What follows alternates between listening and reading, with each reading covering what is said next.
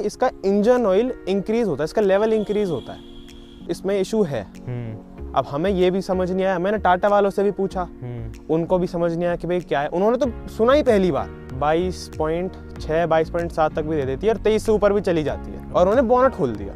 अच्छा, ये दिखाने को कि कुछ चल रहा है, कुछ चल रहा है। मैं देखो तो कुछ भी नहीं हो रहा मेरी गाड़ी में, बोनट खोल के बस खड़ा कर रखा। आधे घंटे बाद एक बंदा आया, एयर क्लीनर खोला, साफ किया, वापस वो कवर सा लगा दिया, बस खत्म। कि टाटा के प्रोडक्ट की क्वालिटी बेशक अच्छी है, पर फिट एंड फिनिशिंग का अच्छा मुझे नहीं मिलेगा। सो जी, स्वागत है आपका एक और शानदार से ओनरशिप रिव्यू में, जहां पे आज हमारे साथ फ्रेम में है टाटा का लोहा। ये है आपके सामने टाटा अल्ट्रॉस XZ डीजल। अभी 2-4 महीने पहले इसकी डिलीवरी ली गई है, मतलब 2023 का ही मॉडल है। जहां लोग बाग डीजल से अपना पल्ला जो है धीरे धीरे हटाते जा रहे हैं। हाँ भाई, धीरे धीरे अपना पेट्रोल पे शिफ्ट होना। पेट्रोल SUV की ही क्यों ना बात हो, SUV बंदे ले रहे हैं तो पेट्रोल में ले रहे हैं। यहाँ पे हमारे भाई ने ये जो हैचबैक है डीजल में ले लिया है, और आपको बता दूं अब ये एकमात्र हैचबैक बची है जो डीजल के अंदर आती है। अब ना इसका कोई कॉम्पिटिटर है, ना उसका कोई सगा भाई बहन है जो आपको डीजल इंजन ऑफर करता हो हैचबैक सेगमेंट में। तो ये जिन भाई को बिलोंग करते हैं उनको भी बुला लेते हैं फ्रेम में फटाफट से, और उनसे ही जानने की कोशिश करते हैं कि भाई क्यों ये डिसीजन लिया आज के टाइम में भी, जहाँ पे डीजल को लोग अवॉइड करते हैं। 10 साल की वैलिडिटी आती है और स्टिल इसके टॉप मॉडल पे पैसा इतना डाल दिया। तो अभी बुला लेते हैं हमारे अबीर सिंह भाई को, जिनको ये गाड़ी बिलोंग करती है। थैंक यू सो मच भाई। और ये जो गाड़ी है ये हमारे भाई को बिलोंग करती है। सो भाई, पहली चीज़ तो ये बता दो आप मुझे, जहाँ लोग बाग डीजल मतलब ऐसा स्विच करने की सोच रहे हैं, जिन्होंने लंबे टाइम तक डीजल चलाया वो भी अब पेट्रोल पे स्विच हो रहे हैं, आपने क्यों भाई डीजल ले लिया और फिर उसका भी टॉप वेरिएंट ले लिया? भाई तो इससे पहले हमारे पास स्विफ्ट थी जी, जो 2014 मॉडल थी, वो ZDI, वो भी डीजल ही थी जी। तो पूरे 10 वो गाड़ी वैसे टेक्निकली हमने बदली इसलिए ही थी क्योंकि उसकी लाइफ खत्म हो गई थी, 10 साल थी जी। अब भाई डीजल 10 साल चलाया तो आदत भी उसी की थी। अब और फ़ायदा ये है, डीजल थोड़ा एवरेज दे देता है, आप उसे भगा भी लो, धीरे भी चला लो, डीजल एवरेज भी दे देता है। एंड पेट्रोल पे पापा का थोड़ा ये था कि यार एवरेज नहीं देगी, मन नहीं है, और गाड़ी थोड़ी दबती है, जो जिस हिसाब से पापा को लगता है कि थोड़ी दबती है, तो उनको डीजल ही लेनी थी। वो वैसे इससे पहले हमारा इलेक्ट्रिक का प्लान था, बट इलेक्ट्रिक कोई भाई आज के टाइम में देखो अच्छी आ नहीं रही। अगर आप 13 लाख तक भी जाओ तो भी टियागो आती है एक ढंग की सी, तो भाई उस पर थोड़ा मन सा नहीं माना, तो डीजल यही आ रही थी, तो इसलिए डीजल ली भाई। टाटा की तरफ जाने का क्या प्रोग्राम बन गया? देख क्या रहे थे भाई मार्केट में, कि अपना प्लान फिक्स था कि हमें इसी की तरफ जाना है? भाई देखो, स्टार्टिंग तो करी थी इलेक्ट्रिक कार देखने से। अच्छा, इलेक्ट्रिक पहले टियागो आती थी जी, उसका मेरा पर्टिकुलर मन नहीं था क्योंकि वो स्विफ्ट से भी छोटी थी और स्पेस उसमें बिल्कुल भी नहीं है। फिर थोड़े टाइम बाद सिट्रन की EC3 लॉन्च हुई थी भाई, वो पापा को भी ठीक लगी, मेरे को भी ठीक लगी। पर फिर मैं पूरी कहानी आपको वैसे थोड़ी कहानी बड़ी, बट वैसे बताता हूँ मैं जी। मेरे कॉलेज के एडमिशन के लिए गए थे जी, वहाँ पापा को ये दिखी। हाँ। अब पापा को शायद पता नहीं, थोड़ा मिसकन्फ्यूजन था, जो भी था, उनको लगा कि ये टियागो है। अच्छा। उन्होंने मेरे से पूछा कि देख टियागो कितनी अच्छी लग रही है। मैं कही टियागो नहीं है, ये अल्ट्रॉस है। अल्ट्रॉस है। कहते टियागो कैसी है? फिर मैं कहा वो तो इससे बहुत बुरी दिखती है। कहते ठीक है। फिर अब हम जा रहे थे वापस, तो उनको बोलेरो नियो दिखी। अच्छा। उन्होंने उसकी पूछी कि ये कैसे कैसे कितने की है? मैंने कहा 10-11 के आसपास की है। हाँ। अब भाई थोड़ा बोलेरो का देखो, हमारे घर में थोड़ा नाम खराब ही है, बोलेरो वैसे भी हमें इतनी पसंद नहीं है। अच्छा। बेशक वो बोलेरो नियो है, वो TUV है, TUV 300 है, वो नाम बदल दिया। पर फिर जैसे मैंने बोला 10-11, तो पापा ऐसे कि बोलेरो 10-11 की, कहते ना ये सौदा जचा नहीं। बिल्कुल नहीं जचा आपको। बोलेरो अगर TUV 300 होती तो शायद वो ले सकते थे। हाँ। पर वो नाम जुड़ गया ना बोलेरो को, तो यार वो खराब हो गया। मतलब बोलेरो से जुड़ना ही नहीं था, जुड़ना ही नहीं था भाई, बिल्कुल। अच्छा। बैड एक्सपीरियंसेस हैं पहले। हाँ भाई बिल्कुल। अच्छा, फिर इसकी स्टोरी बताओ आप, इस पे क्या हुआ? फिर भाई अब मेरे को याद था कि भाई डीजल हैचबैक यही आ रही है। हाँ। और इंडिया में सबसे अफोर्डेबल डीजल गाड़ी इस टाइम यही है, तो मैंने बताया भाई कि भाई अभी तो अल्ट्रॉस ही आ रही है डीजल में। फिर इसका थोड़ा देखा वेरिएंट, पापा मम्मी को दिखने में भी अच्छी लगी गाड़ी, 5 स्टार तो पहले थी भाई, रेटिंग वगैरह आ रखी थी। फिर तो अब फिर यही फाइनल कर दी वेरिएंट वगैरह का। तो पहले ये था, पहले बेस देख रहे थे, फिर अब बेस में कुछ आता नहीं, तो फिर उससे ऊपर गए, XM प्लस पे गए।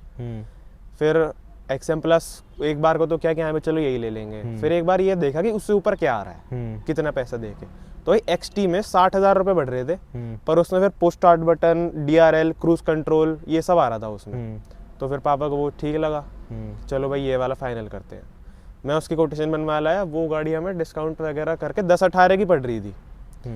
फिर जब टेस्ट ड्राइव के लिए आई, अब वो टॉप मॉडल लाते हैं भाई। हाँ। कि भाई कस्टमर ज्यादा फीचर देखे, थोड़ा ललचाए भाई, वो ललचाए, उनका मन खराब। अब पापा ने टेस्ट ड्राइव ली तो उनको आर्मरेस्ट अच्छा लगा, इसका थोड़ा कंफर्टेबल सा था। अच्छा। तो उन्होंने पूछी कि ये लग जाएगा। अब भाई इसमें लगता नहीं, क्योंकि इसमें फ़र्क क्या है ना, जो इसके टॉप वेरिएंट्स ये हैं इनका हैंड ब्रेक थोड़ा ऊपर प्लेस है। हाँ। और नीचे वाले वेरिएंट का थोड़ा नीचे की तरफ आता है। तो अगर बदलवाना हो तो पहली बार तो पूरा सेंटर कंसोल बदलता, फिर उसके बाद वो हैंड ब्रेक की वायरिंग वगैरह और जो उसकी जो मतलब माउंटिंग वगैरह वो हर चीज़ बदलती जी। तो वो मेरे को भी पसंद नहीं था। कभी सारी गाड़ी खुले मैंने मना कर दिया कि नहीं बदलेगा। और एसेसरी वगैरह में भी नहीं देता, वो आफ्टर मार्केट ही होता है, उन पर वैसे भरोसा नहीं है भाई। से ऊपर पूछा कि इससे ऊपर आर्मरेस्ट वगैरह आ जाएगा, मैंने कहा आ जाएगा। अब भाई XZ में मात्र 50,000 रुपये बढ़ते हैं। अब 50,000 में आप देखो रियर वाइपर, डिफॉगर, अलॉय जी, प्रोजेक्टर हेडलाइट, बिल्कुल हर चीज आ रही थी। और बाकी आर्मरेस्ट, पीछे एडजस्टेबल हेडरेस्ट हो गए, पीछे भी आर्मरेस्ट हो गया, हारमन का म्यूजिक सिस्टम भी आ गया भाई। तो ये हर चीज आ गई उसमें। तो फिर XZ फाइनलाइज करी भाई इस तरीके से। तो भाई ने सब कुछ ही बता दिया, मतलब कैसे इसका प्रोग्राम बना और कैसे टॉप मॉडल की तरफ जाने का रुझान बन गया। तो ये थी। एक चीज़ मुझे ये बताओ, ये आपके मन में ये नहीं आया डीजल लेते टाइम कि भाई वैलिडिटी 10 साल की मिलेगी, क्योंकि पहली गाड़ी भी आपने निकाली वो वैलिडिटी की वजह से निकाली और ये भी फिर वही चीज़ आपने ले ली और इसका स्कोप भी कुछ नहीं पता भाई अब डीजल का क्या होगा आने वाले टाइम में।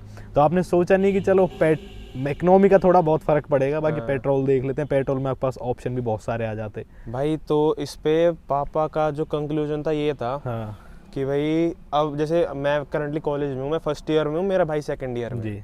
तो अभी 3-4 साल बाद हमारी बीटेक वगैरह खत्म हो जाएगी, फिर जॉब वगैरह जैसे भी ये पकड़ेंगे। तो पापा का ये था कि भाई देखो मैंने तो अपनी आखिरी गाड़ी खरीद ली है जी, और ये ज़्यादा चलानी नहीं है हमको, मतलब 4-5 साल चलाएंगे उसके बाद हम ही ले आएंगे। उन्होंने यही बोला कि उसके बाद तुम दोनों गाड़ी ले आओगे, फिर ये 10 साल का तो इसका वैसे भी नहीं है हमारा चलाने का मन। तो यही था कि भाई 4-5 साल बाद अब निकल ही जानी है, तो डीजल की इतनी टेंशन है नहीं। और उस टाइम पे ना ये नहीं था, जैसे अभी दिल्ली में BS4 डीजल वगैरह का बैन हो गया, उस टाइम पे ये भी नहीं था। अच्छा। और उस टाइम पे ये न्यूज़ भी नहीं थी जो आजकल आ रही है कि 2027 में डीजल बैन हो जाएगा। उस टाइम पे कुछ भी नहीं था, तो हमें ऐसा कुछ डर वगैरह कुछ भी नहीं था। ये था कि बहुत ज़्यादा लंबी भी नहीं चलानी, 5-6 साल चलनी है गाड़ी लास्ट टू लास्ट, ठीक है इतना। कुछ चीज़ें आपकी प्री प्लान्ड थी और कुछ चीज़ें आपको सरप्राइज के तौर पे मिली, हम ये चीज़ कह सकते हैं। तो ये फेज़ 2 वाली ही है। बाकी रिसेंटली भाई अभी इसकी सर्विस करा के लेके आए। आप अभी इसको चला कितना चुके हो भाई, ये बता दो भाई। 7,600 कुछ चली है, मतलब 7.5 वाला इसका चेकअप होता है। हाँ। वो कल हुआ है और आप उस पे इसका ऑयल चेंज करा के लेके मैंने इसका वैसे ऐसा क्यों था भाई वो जरूर बताओ आप एक बार ऑडियंस को। ये चीज मुझे भी पता चली भाई, डीजल के साथ ये दिक्कत है इसमें। अब भाई देखो ये इशू ये है, अब देखो मुझे ज्यादा जो बड़ी गाड़ी जिनका बड़ा इंजन फॉर्च्यूनर वगैरह उनका नहीं पता, बट जो अल्ट्रोज और नेक्सॉन वगैरह है ना जिनका 1.5 लीटर का इंजन आ रहा है BS6 डीजल का, इनमें एक इशू बताते हैं। BS6 फेज 2 का बता रहा हूँ, बता देना भाई फेज 2। तो उनमें ये लोग ये इशू बताते हैं कि भाई इसका इंजन ऑयल इंक्रीज होता है, इसका लेवल इंक्रीज होता है। अब भाई देखो कैसे, ये मुझे भी आज तक समझ नहीं आया कैसे। अगर आप जानते हो रिनाउंड जो है यूट्यूबर है मुकेश चंद्र गोंड, उन्होंने भी इस टॉपिक पे बनाई भाई वीडियो, पापा ने भी उन्हीं की वीडियो देखी। वो मेरे को यही कह रहे थे कि भाई देख मैंने थोड़ा बहुत इस पे रिसर्च करी है, बाकी मैंने उस बंदे की वीडियो देखी है, तो इसमें इशू है। अब हमें ये भी समझ नहीं आया, मैंने टाटा वालों से भी पूछा, उनको भी समझ नहीं आया कि भाई क्या है। उन्होंने तो सुना ही पहली बार ये चीज। हाँ, उनको खुद ही नॉलेज में नहीं है कि भाई BS6 डीजल में ये दिक्कत है कि इंजन ऑयल लेवल राइज हो रहा है। अब ये तो हमें भी नहीं समझ आया कि यार गाड़ी में जब इंजन ऑयल पटक, जैसे मान लो 3 लीटर डल रहा है, वो 3.5 लीटर कैसे हो जाएगा, कैसे बना रही है, समझ तो हमें भी नहीं आई। बट एक थोड़ा रिस्क सा रहता है, तो हमने सोचा भाई देखो गाड़ी का कोई नहीं भाई, गाड़ी है खरीदी है तो पालेंगे, खर्चा वर्चा होगा तो कोई नहीं। तो इसलिए भाई 7.5 पे इसका ऑयल चेंज वगैरह हमने करा दिया। और अभी फिलहाल ये इकोनॉमी क्या दे रही है भाई, एक बार ये और बता दो भाई। देखो अगर आपको जैसे पता होगा, यहाँ से सेक्टर 2 मोस्टली तो रास्ता खाली रहता है, बट बीच बीच में जाम वाम मिल जाता है, वो हतीन गेट पे। तो भाई लगा लो इतनी रनिंग में 22.6 22.7 तक भी दे देती है, और 23 से ऊपर भी चली जाती है। और 23 की खुद कंपनी क्लेम करती है। अब आप देख लो डीजल का ये मतलब एक क्या कहते हैं संतुष्टि तो है भाई, इकोनॉमी आपकी कहीं नहीं जा रही इसमें, ठीक है। बाकी अभी आप सर्विस करा के लेके आए हो भाई, इसके डीलर का नाम मत बताना आप, बस ये बता देना कि आपका एक्सपीरियंस कैसा रहा टाटा की सर्विस सेंटर्स के साथ। भाई देखो पहले तो वैसे मैं थोड़ा सुबह जल्दी जाता, बट धुंध वगैरह होगी तो मैं थोड़ा लेट पहुंचा। आप देख सकते हो भाई अभी भी जो मौसम है फॉगी है, तो थोड़ा हम भी टाइम देख के वीडियो बना रहे हैं जी। तो भाई मैं 11 बजे वहाँ पहुंचा था, उन्होंने मेरी गाड़ी सीधी अंदर कर ली भाई, अंदर जो उनका बे था। फिर उन्होंने मेरे को टाइम कोट किया 4 से 4.5 घंटे, मतलब 3 साढ़े 3 बजे तक वो छोड़ते।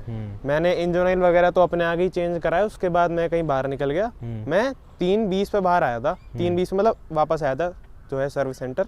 तो मेरी गाड़ी धुल धुला के बिल्कुल फाइनल बाहर खड़ी थी। बाकी जो वैसे मेरा एक्सपीरियंस था जितने टाइम में वहाँ था भाई, ये 3-3.5 घंटे मुश्किल से 1 घंटा होता अगर मेरी गाड़ी खाली ना खड़ी होती। अच्छा। मेरी गाड़ी आधे से ज़्यादा टाइम खाली खड़ी थी। मतलब मैं बताता हूँ, मैं अंदर बैठा 5 मिनट को, उन्होंने गाड़ी अंदर लगाई साइड, मतलब प्रॉपर जो लिफ्ट वगैरह होती है 2 पोस्ट लिफ्ट होती है उस पर नहीं लगाई, साइड में खड़ी करी और उन्होंने बोनट खोल दिया। अच्छा। ये दिखाने को कि कुछ चल रहा है, कुछ चल रहा है। मैं देखूं तो कुछ भी नहीं हो रहा मेरी गाड़ी में। बोनट खोल के बस खड़ा कर दिया। बस खड़ा कर रखा। आधे घंटे बाद एक बंदा आया, एयर क्लीनर खोला, साफ किया, वापस वो कवर सा लगा दिया, बस खत्म। फिर वहां और गाड़ी आधे पौने घंटे खड़ी रही। फिर एक लिफ्ट खाली हुई, फिर ये लिफ्ट पे चढ़ी, इंजन ऑयल बदला, ऑयल फिल्टर बदला, फिर वापस उसी जगह पे खड़ी कर दी। फिर कुछ नहीं हुआ इसमें। फिर जो मैंने इनको कुछ इश्यूज बताए थे उन पे इन्होंने काम किया, फिर गाड़ी धुली धुलाई और बस। और एक चीज जो मेरे को लगी भाई, देखो हर सर्विस सेंटर में कस्टमर लाउंज होता है। बिल्कुल भाई, देखो लाउंज नहीं, एक सोफा 2-4 कुर्सी रख दो कस्टमर को बैठाने के लिए। भाई मैं जितने टाइम वहाँ था मैं पूरे टाइम खड़ा रहा हूँ, मेरे पैर में दर्द हो गया वहाँ। तो ये भी भाई एक इशू है। बाकी डीलर का नाम मैं भी डिस्क्लोज नहीं करूँगा। बाकी फरीदाबाद इसकी सर्विस जो है वो क्या ही है, अब आप देख लेना फरीदाबाद में कहाँ पे हो सकती है। और सर्विस सेंटर्स का बिहेवियर कैसा है भाई इनका? भाई बिहेवियर, टाटा बदनाम है अपने सर्विसेज के लिए, तो आप भी बता दो एक बार कि कैसा एक्सपीरियंस है, क्योंकि आप भी टाटा पे ही अभी रिसेंटली स्विच हुए हो। तो भाई बिहेवियर का तो ऐसा, मैंने भी यूट्यूब पे बहुत वीडियो देखी है कि मतलब भाई टाटा वाले थोड़ा ऐसा है, तो रूड वगैरह रहते हैं, बदतमीजी वगैरह करते हैं। भाई मेरे को थोड़ा एक डर तो था कि यार पता नहीं क्या होगा, ढंग से सर्विस होगी नहीं होगी, लेट हो जाएगा नहीं होगा। बट मेरा बिहेवियर वाइज तो ऐसा कुछ था नहीं। मैं गया, मेरे को बड़े आराम से ट्रीट किया, ऐसा कुछ नहीं था। मैं रिसेप्शन पे गया, वो बताया कि ऐसे ऐसे गाड़ी है, उन्होंने डिटेल वगैरह लिखवाई, बोल दिया 5 मिनट रुकिए अभी सर्विस एडवाइज़र आ रहा है।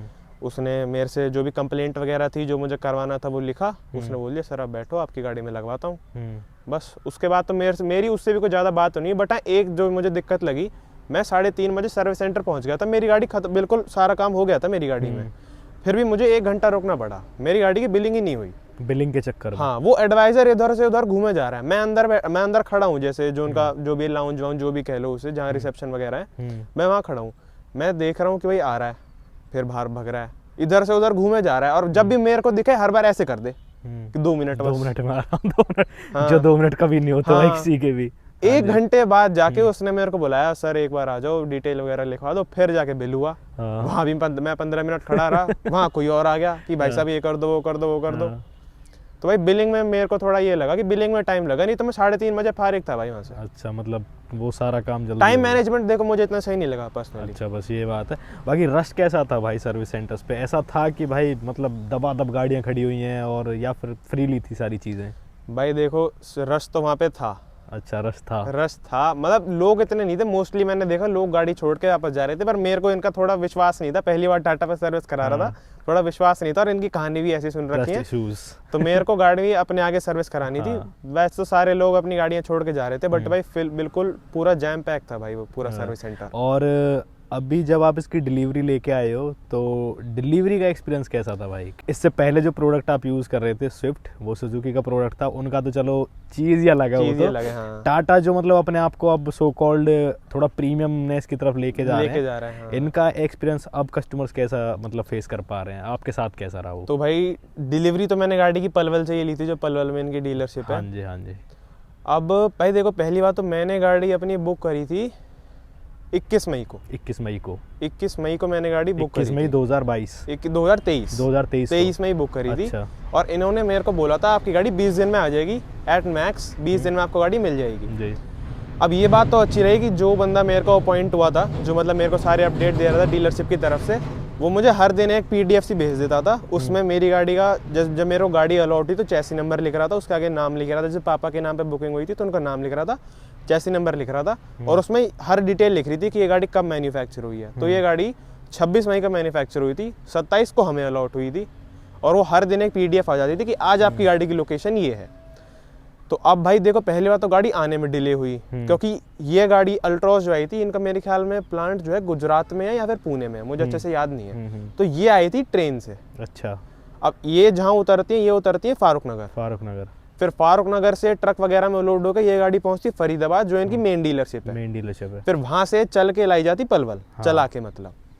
अब पहले तो मैंने भाई इतनी कहानी सुनी है कि जो लोग सर्विस डीलरशिप वगैरह में चलाते हैं वो खूब भगाते हैं, मतलब 150 तो कुछ भी नहीं है उनके लिए, वो 180 तक भी ले जाते हैं। तो मेरे को पहले से ही थोड़ा ये था कि जब गाड़ी फरीदाबाद पहुंचेगी तो मैं जाके गाड़ी खुद लेके आऊंगा, मतलब जो भी बंदा आएगा उसके साथ मैं आऊंगा, ताकि नजर में रहे कि हाँ भाई गाड़ी वो ढंग से चला रहा है, केयर कर रहा है। अब फिर भाई वो डिले होती रही ट्रेन से, 2-3 दिन वो गाड़ी एक ही स्टेशन पे खड़ी रही, तुगलकाबाद स्टेशन पे खड़ी रही वो। अच्छा। फिर जब मुझे ये कंफर्मेशन मिली कि गाड़ी फारूक नगर पहुंच गई है, मैं थर्सडे का दिन था वो, मैं थर्सडे डीलरशिप गया, मैंने जो पलवल वाली जो डीलरशिप है वहाँ गया, जो मेरे को बंदा अपॉइंट हुआ तो मैंने उसको बोला भाई मेरे साथ बैठ, वो गाड़ी अभी लेके आ, मेरे को कल डिलीवरी चाहिए मेरी गाड़ी की। हाँ। क्योंकि हफ्ते भर से डिले हो रही थी। हाँ। और फिर कुछ फंक्शन की वजह से मम्मी को बाहर जाना पड़ा था और मम्मी के बिना हम डिलीवरी नहीं लेते। हाँ। तो पहले हमने वो मम्मी का जो है फंक्शन सा था वो डिले कराया था 3-4 दिन की, भाई गाड़ी आ रही है, उन्होंने अब तब भी नहीं दी हमें। तब थोड़ा गुस्सा सा भी आ रहा था यार कि गाड़ी कैसे नहीं आके दे रही। मैं उस बंदे को लेके गया, हम फारूक नगर गए, वहां से हम गाड़ी लेके आए हैं, फिर फ्राइडे को मुझे डिलीवरी मिली। ये मैंने जरूर से पूछा था उनसे कि भाई अल्ट्रोस डीजल कितनी बिक रही है। उन्होंने बोला भैया बहुत टाइम बाद आप एक ही आए जो अल्ट्रोस डीजल लेने आया। रियलिटी में भाई मतलब बहुत जो मतलब डाई हार्ड डीजल फैन थे ना बंदे किसी टाइम पे, वो भी पेट्रोल की तरफ स्विच हो रहे हैं भाई। और आपको तो भाई बता ही दिया मैंने, भाई ने डीजल लिया है। बाकी अभी भाई इससे आप कितने सेटिस्फाइड हो? भाई पूरे जैसे अगर रेट करूँ ना, 10 में से बता देना आप ओवरऑल के आप कितने सेटिस्फाइड हो? भाई 10 में से 11। 10 में से 11 बिल्कुल। तो एक बार भी ये ऐसा नहीं होता कि यार डीजल की जगह पेट्रोल ले ली होती। अच्छा। या अल्ट्रोस की जगह की बड़ी गाड़ी ले ली होती, एक बार भी ऐसा रिग्रेट नहीं हुआ। चलो भाई इस तरीके के ही कस्टमर्स होने चाहिए, क्योंकि प्रोडक्ट देखो आप कितना ही बेस्ट से बेस्ट ले लेना, उसके अंदर कुछ ना कुछ जो है प्रो एंड कॉन्स मिलेंगे ही मिलेंगे आपको। बात यह है कि आपको वहाँ पे सेटलमेंट करना पड़ेगा छोटी छोटी चीज़ों को लेकर, क्योंकि जैसे भाई अभी स्विफ्ट से सीधा अल्ट्रॉस पे शिफ्ट हुए हैं, तो एक जो है डीलरशिप का ले लो, किसी भी चीज़ का एक्सपेंस ले लो, वो चेंज ही है। तो वहाँ पे भाई ने अपने आप को मतलब थोड़ा न्यूट्रल किया। बाकी इसके बारे में नेगेटिव पॉजिटिव आपको क्या क्या लगे भाई? भाई पॉजिटिव तो देखो मेरे को हर चीज़ पॉजिटिव ही लगती है इसकी। हाँ बिल्कुल हर चीज़, मेरे को एक भी नेगेटिव नहीं लगता। अगर आप एक जो लोग कंप्लेंट करते हैं, मेरे को वो भी नहीं है कि भाई ग्राउंड क्लियरेंस कम है गाड़ी की, ये टिकती है। मेरी तो आज तक भी नहीं टिकी भाई, नहीं टिकी। अब आप यही देख लो, वैसे तो चलो गाँव में सड़क वगैरह बन गई है, यहाँ भी मैं नीचे वीचे लेके आता हूँ कच्चे में, तो भी आज तक टच नहीं हुई। पूरे 5 लोग भी बैठे हैं, तब भी पलवल में सेक्टर 2 में बड़े बड़े स्पीड ब्रेकर बना रखे हैं वो, वहाँ भी टच नहीं हुई। और स्विफ्ट थी, उसमें अगर 2 लोग भी बैठे हैं ना, वो स्पीड ब्रेकर पे टच होनी ही होनी थी। स्विफ्ट का कौन सा वेरिएंट था भाई आप? भाई वो ZDI था, 2014 मॉडल थी वो। 2014 मॉडल ZDI, वो भी टॉप एंट्री में ली थी, टॉप एंड ली थी। अब वो भी भाई उसका भी एक रीजन ही था, वो भी पापा ने सेफ्टी पर्पस के लिए ली थी, क्योंकि एयर बैग और ABS बस ZDI में आ रहे थे उस टाइम। अच्छा, तो भाई देखो अपनी अपनी क्या कहते हैं क्राइटेरिया होता है बंदे का कि मुझे इस क्राइटेरिया के अंदर कोई प्रोडक्ट चाहिए। तो इनका क्लियर था भाई, सेफ्टी मेन कंसर्न था। तो अभी टाटा का नाम ज़बरदस्त है भाई सेफ्टी के मामले में, डीजल में एकमात्र हैचबैक है, तो ये अपना सेलेक्ट किया।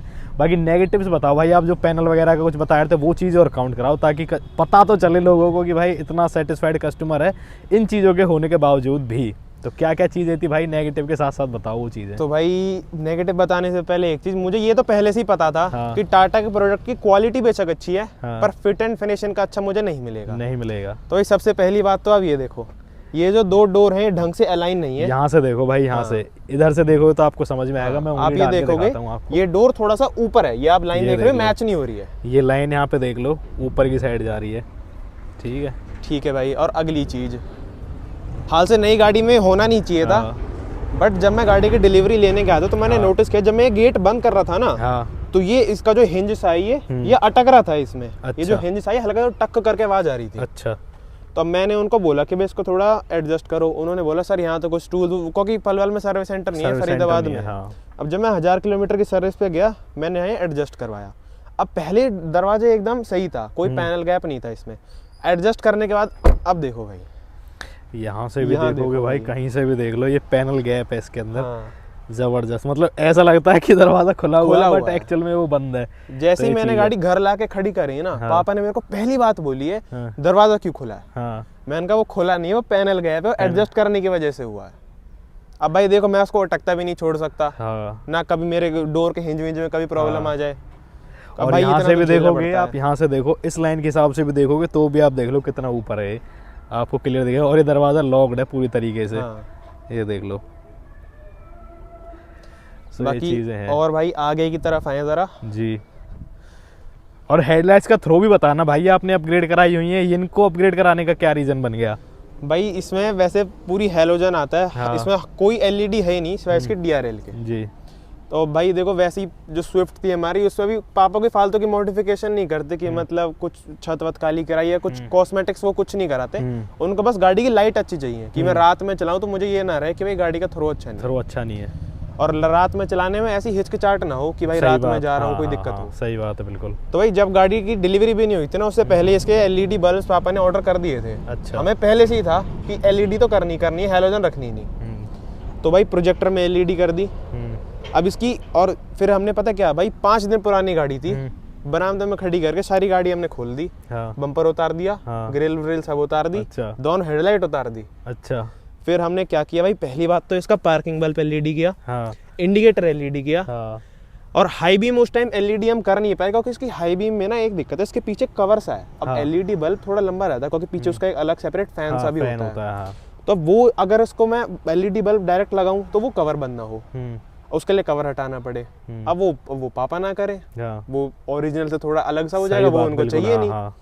तो अब ये थोड़ी बल्ब आगे की तरफ है। अच्छा। हाई बीम वाले थोड़ा आगे को निकल रहा है, तो ना जब ये गाड़ी की जैसे मैं डिपर वगैरह मारता हूँ हाई बीम पे चलाता हूँ ना, जैसे लाइट ये थोड़ी इधर को आती है। अच्छा। वो थोड़ी इधर को जाती है। तो जो ये बीच वाला पार्ट है ना, एक्स के बीच वाला पार्ट है, यहाँ थोड़ा अंधेरा सा रह जाता है आगे। अच्छा। बाकी भाई आप जब इतना कुछ कर ही रहे थे तो बाहर से करा लेते यार, मतलब क्या दिमाग में आ गया कि नई गाड़ी को खोल कर रख देते हैं, अपने आप ही कर लेंगे सारी चीजें? क्योंकि बाहर वालों पे भरोसा नहीं है। ये तो है भाई, अब देखो ऐसे ट्रस्ट तो कंपनी पे भी नहीं कर सकते, क्या दे दिया। बात तो सही है, बात तो सही है। ट्रस्ट तो कंपनी पे भी नहीं कर सकते। बाकी और कुछ नेगेटिव लगा भाई आपको इस गाड़ी के बारे में? भाई नेगेटिव वहाँ पैनल गैप का एक और था, जैसे आप यहाँ पे देखो, इनमें भी आप देखो अच्छा खासा पैनल गैप है, और ये तो मेरे थोड़ा सा ठीक कराने के बाद है। पहले था इस साइड में तो लगा लो मैं पूरी उंगली भी घुसा देता। अच्छा। और उस साइड में बिल्कुल भी नहीं था जैसा। और अगर आप यहाँ भी देख लो, अल्ट्रेशन ठीक नहीं है। मतलब पैनल्स की। मैंने 1000 किलोमीटर वाली सर्विस में बोला, उन्होंने इसको खोला और रबड़ वगैरह से इसकी एडजस्ट होती है, वो एडजस्ट करी। अब भी आप देख लो परफेक्ट नहीं है, यहाँ अभी ज्यादा है और इस साइड अभी कम है। वो क्लियर यहाँ से नजर आ रही है चीज। आप देख सकते हो भाई, ये पैनल गैप की भी दिक्कत है इसमें। बाकी और एक इसके ग्लव बॉक्स का जो कहते हैं, जैसे इसका ग्लव बॉक्स मतलब वैसे तो बंद हो जाता है, बट वैसे कहते हैं कि थोड़ा गैप रह जाता है। जैसे आप भाई दरवाजों का थड़ जबरदस्त है गाड़ी का। बाकी ये आप देख रहे हो ना यहाँ पे, ये जो आप गैप देख रहे हो, ये लोग कहते हैं कि भाई है, वैसे बंद हो जाता है, जैसे मैं खोलूँ तो बंद तो प्रॉपर हो जा रहा है, पर ये पैनल गैप है इसमें। मतलब छोटी छोटी चीजें हैं। प्रोडक्ट अच्छा है, प्रोडक्ट अच्छा है, क्वालिटी भी अच्छी है, क्वालिटी अच्छी है, बट ये जो चीजें हैं ना, ये थोड़ा क्या कहते हैं, चीज को थोड़ा इनोइंग कर देती हैं। भाई एक्सपीरियंस जो है थोड़ा इनोइंग हो जाता है इन चीजों से। बाकी कोई नहीं, बाकी संतुष्ट हो भाई अपने आप इस गाड़ी से। बिल्कुल ऐसी छोटी, भाई देखो अब इतना परफेक्ट चीज ली है, और मैं तो भाई मेरा तो ये सोचना है कि कोई भी चीज परफेक्ट होती नहीं रियलिटी में। ऐसी छोटी मोटी चीज तो भाई झेल सकते हैं, कोई इतना बड़ा मैटर है नहीं। ये चलने में दिक्कत नहीं दे रही है। ये सबसे बड़ी चीज है, गाड़ी चलने के लिए होती है, और इनकी वजह से ये रुक नहीं रही है, तो इनको थोड़ा मतलब किया जा सकता है बियर कि चलो कोई नहीं, काम चला लेंगे। बाकी अगर कोई ऐसी चीज़ होती जो गाड़ी को परेशान कर रही है चलने में, फिर वो एक भाई बहुत नेगेटिव पॉइंट होता है गाड़ी के बारे में। बाकी रिकमेंड करोगे भाई अगर कोई डीजल लेना चाह रहा हो तो? भाई बिल्कुल। अब भाई देखो हाल से भाई बहुत से लोगों का ये रहेगा कि यार हैचबैक नहीं लेनी, और इसको तो वैसे भी कह देंगे कि भाई ये बहुत नीचे टिक जाएगी। बट भाई इसका ना एक चीज़ जो मुझे अच्छी लगती है, इसके सस्पेंशन स्टिफ है। हाल से इसकी ग्राउंड क्लियरेंस मेरी स्विफ्ट से भी कम है। स्विफ्ट की 170 mm थी, इसकी 165 है। पर ये टिकती नहीं क्योंकि इसके सस्पेंशन स्टिफ है, ये झेल लेते हैं उस वजन को। स्विफ्ट के सस्पेंशन बहुत सॉफ्ट थे, वो एकदम से बैठ जाती थी, लगती थी एकदम से ना, पूरा झूलती हो। बिल्कुल। और उसमें अगर पीछे 3 लोग बैठ जाएं तो बिल्कुल टायर अंदर को हो जाएगा। इसका नहीं होता, इसका नहीं होगा, इसका नहीं होता, ये चीज है। तो भाई ग्राउंड क्लियरेंस वाला इशू तो भाई देखो मैं किसी को नहीं कहता कोई इशू है, कभी नहीं टिकती भाई। गांव देहात के एरिया में रह रहा हूँ, मेरी नहीं टिकी भाई, शहरों में कहीं टिक जाएगी। ये बात भी है भाई, और बहुत अच्छे नंबर्स में बिक भी रही है गाड़ी भाई, ऐसी कोई बात नहीं है। नेगेटिव पॉजिटिव तो हर गाड़ी के साथ रहते ही हैं। आपका मन है, विचार है, तो आप डेफिनेटली जाओ गाड़ी की तरफ। छोटी मोटी चीज़ें जो हैं वो आपको फेस करनी पड़ेंगी आज के टाइम में, क्योंकि क्या कहते हैं भाई, डिमांड ज़्यादा है, सप्लाई कम है, तो उस चीज़ में फिर यही चीज़ें होती हैं। सो यही थी। थैंक यू सो मच भाई टाइम देने के लिए आपका। और भाई का भी एक यूट्यूब चैनल है जिसका लिंक आपको नीचे मिल जाएगा, और आप एक बार नाम जरूर बता दो भाई, क्या नाम से आपका मेरे नाम से मेरा चैनल अबीर सिंह नाम से ही है। लिंक मैं नीचे दे दूंगा डिस्क्रिप्शन में, आपकी स्क्रीन पे भी आ गया होगा, नाम से आएगा। और आप भाई को भी जाके सपोर्ट कर सकते हो। भाई भी ऑटोमोबाइल सेक्टर्स में अच्छा कर रहे हैं, ऐसे ही ऑटोमोबाइल सेक्टर्स की वीडियोज़ बनाते हैं, उनको भी प्यार दो। और thank you so much video देखने के लिए। के लिए। और अगर आपको वीडियो पसंद आई तो लाइक कर दें, सब्सक्राइब कर दें। और अगर आप भी अपना किसी गाड़ी का एक्सपीरियंस शेयर करना चाह रहे हो तो आपकी स्क्रीन के ऊपर भी जीमेल एड्रेस आ रहा होगा और नीचे मैंने डिस्क्रिप्शन में भी दिया है, वहाँ पे आप मुझे अपना नंबर, आपके पास गाड़ी कौन सी है और क्या है, कैसे है, कहाँ से हो आप, ये सारी चीज़ें मुझे बस आप मेल कर दो और मैं खुद से ही आऊँगा आपके पास आपकी गाड़ी के बारे में बातचीत करने के लिए। फिर ऐसे ही खड़े होकर हम दोनों बातचीत करेंगे और फिर मिलते हैं, तब तक के लिए बाय बाय।